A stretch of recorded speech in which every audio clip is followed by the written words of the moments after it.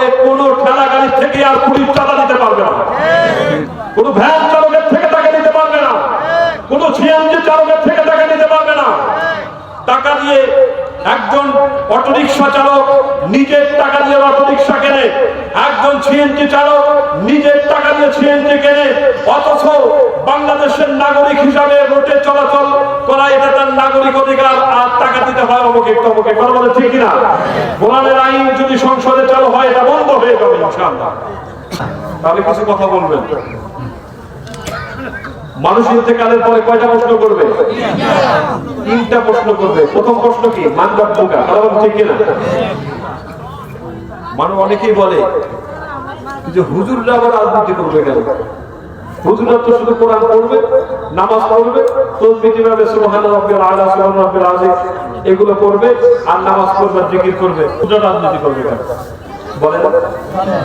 অথচ কোরআনে তথা কবরের ভিতরে প্রথম প্রশ্নটাই হলো রাজনৈতিক প্রশ্ন।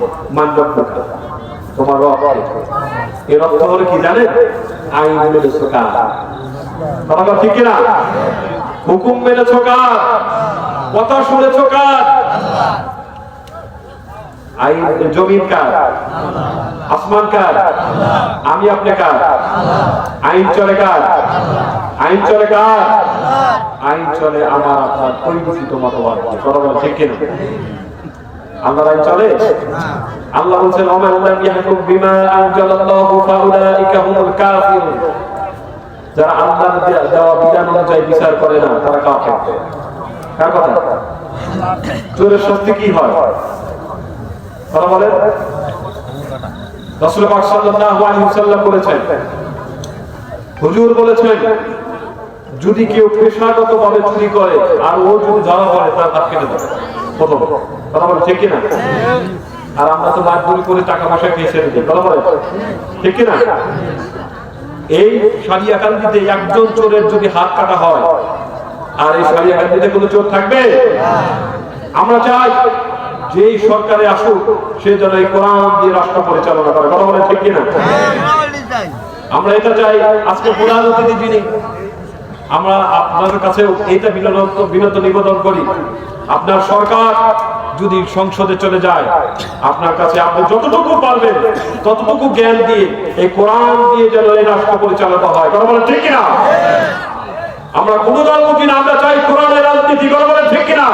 আমরা চাই কোরআনের আইন এই সংসদে চালু হোক।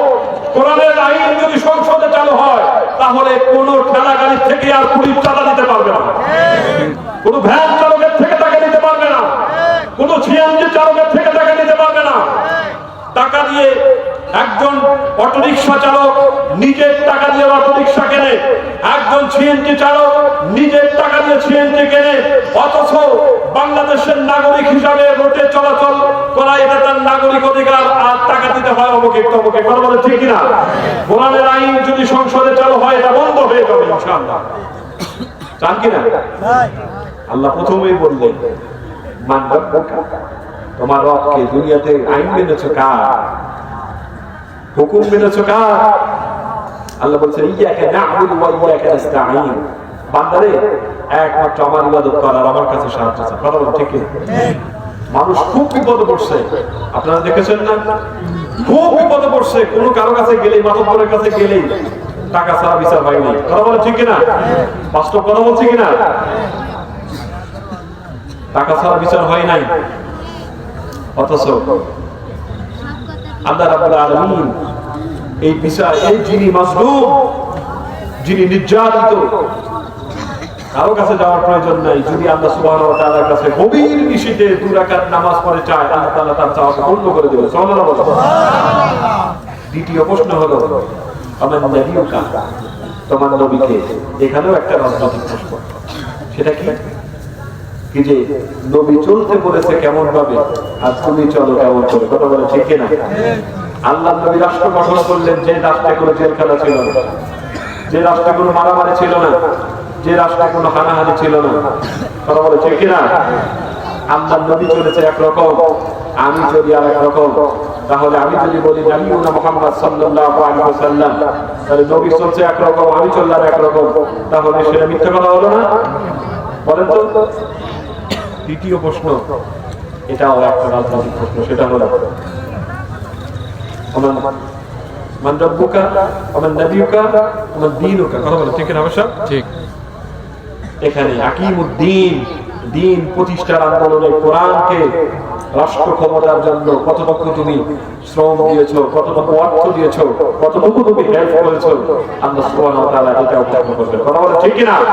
সুতরাং আমরা চাই কি যে কোরআন দিয়ে এই দেশ পরিচালিত হোক। কথা বলেন চান কি না? কথা হচ্ছেন? আজ যদি কোরআনের আইন সংসদে না চালানো যায়, এই কোরআনের আইন যদি সংসদে বাড়ানো না যায়, এই জাতির কপালটা খুলে যাবে। কথা বলেন ঠিক কিনা? কবরের ভিতরে প্রশ্নই যখন রাজনীতি হবে, সুতরাং রাজনীতি তো হুজুররাই করবে। কথা বলবে কেন?